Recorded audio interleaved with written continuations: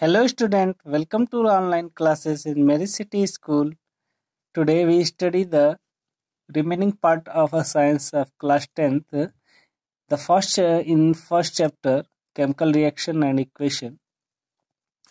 The previous video we studied the all type of reactions. In this the previous reactions is combination reaction, dissolved reactions, and today we study about displacement reactions. What is the displacement reactions?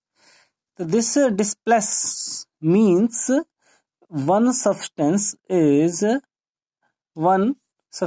or one element, any element are displaced to the any compounds to that type of reaction is called the displacement reactions. बेटा इसको हम एक experiment से समझेंगे. देखिए होता क्या है, आप लैब में इसको जाएंगे और इसको समझेंगे. आपके पास टेस्ट ट्यूब होगा. टेस्ट ट्यूब में आपको क्या लेना है, थोड़ा सा कॉपर सल्फेट सोल्यूशन लेना है. आप देखे होंगे कॉपर सल्फेट सोल्यूशन कैसा होता है, ब्लू कलर का होता है. बेटा कॉपर सल्फेट सोल्यूशन ले लिया और उसमें आप आयरन नेल ले लिए. आयरन नेल आपके पास 2 आयरन नेल होगा. ठीक है बेटा, 2 आयरन नेल होगा जिसमें क्या करना है, एक आयरन नेल को बाहर रखना है. ठीक है, और दूसरे आयरन नेल को इस कॉपर सल्फेट में क्या करना है, पोर कर देना है, डिक करना है. और इसको बेटा आप 20 मिनट्स, कितने 20 मिनट्स तक उसमें क्या करेंगे, छोड़ देंगे, उसमें डुबा के छोड़ देंगे बेटा. और 20 मिनट्स के बाद आप देखेंगे कि कुछ ना कुछ आपको चेंजिंग दिखाई देगी.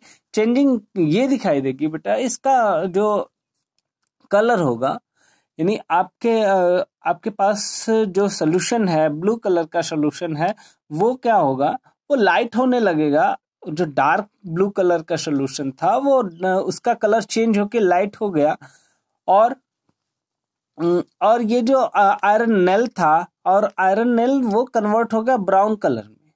तो बेसिकली होता क्या है बेटा, वो उसका कलर चेंज इसलिए हो जाता है कि वो आयरन नेल इसमें जो कॉपर सल्फेट सोल्यूशन है उससे सल्फेट से रिएक्ट करके वो फेरस सल्फेट बना लेता है. वो किस में कन्वर्ट हो जाता है, फेरस जो होता है वो फेरस सल्फेट में कन्वर्ट हो जाता है. और बीच में इसमें जो सोल्यूशन में आपको रिमेन्स पार्ट बच जाते हैं, वो कॉपर के पार्ट्स बच जाते हैं. बात समझ में आई? तो इस तरह से देखा जाए तो रिएक्शन कुछ इस तरह से होता है.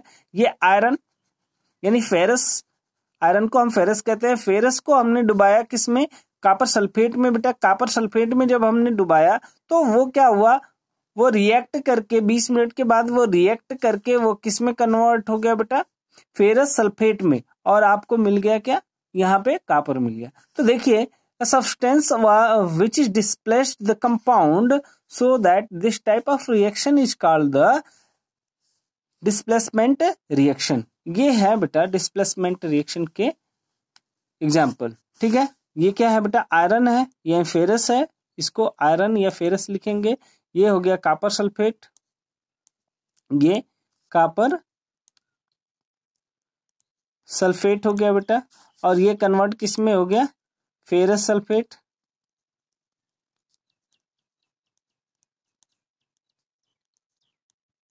ओके, और ये कॉपर आपको मिल गया बेटा. समझ में आया? ये इस तरह से आपको रिएक्शन बिल्कुल याद होने चाहिए जब आप लैब में इसको कर लोगे बेटा. इसीलिए हम बार बार एक्सपेरिमेंटली आपको बताते हैं कि आपको याद हो जाए.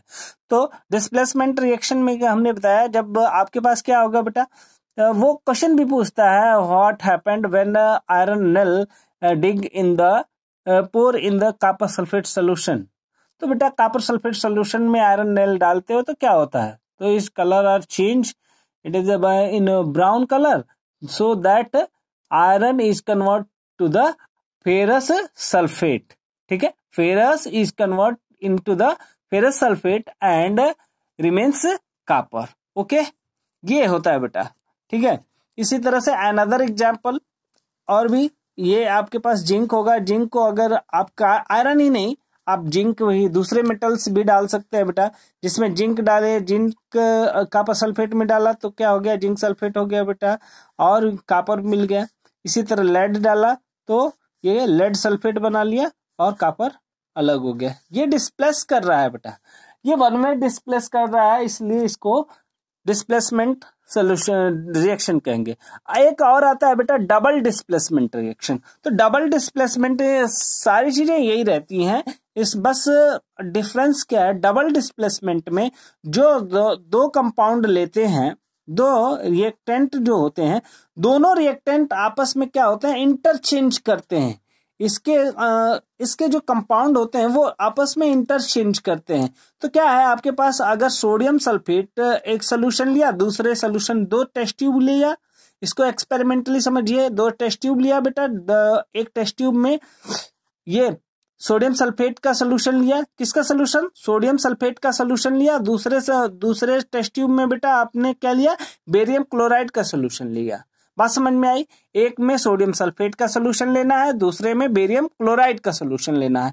अब इसके बाद बेटा हम उस बेरियम क्लोराइड के सोल्यूशन में सोडियम सल्फेट के सोल्यूशन को क्या करेंगे, डालेंगे, तो ये कन्वर्ट हो जाता है, डालते ही मिक्स होते ही बेटा, मिक्स होते ही ये कन्वर्ट हो जाता है बेरियम क्लोराइड, जो कन्वर्ट हो जाता है बेरियम सल्फेट में, बेरियम क्लोराइड किस में कन्वर्ट हो जाता है, बेरियम सल्फेट में, और सोडियम सल्फेट कन्वर्ट हो जाता है सोडियम क्लोराइड में। देखो बेटा Cl सोडियम के पास चला गया, सल्फेट बेरियम के पास चला गया, इंटरचेंज हुआ ना बेटा।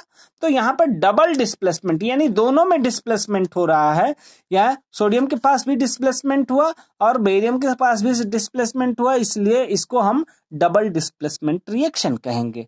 ये बात समझ में आ गई, आपको एक्सपेरिमेंटली इसको प्रूव करना है। जब भी आप कॉपी पे लिखेंगे तो फिगर बना बना के लिखेंगे।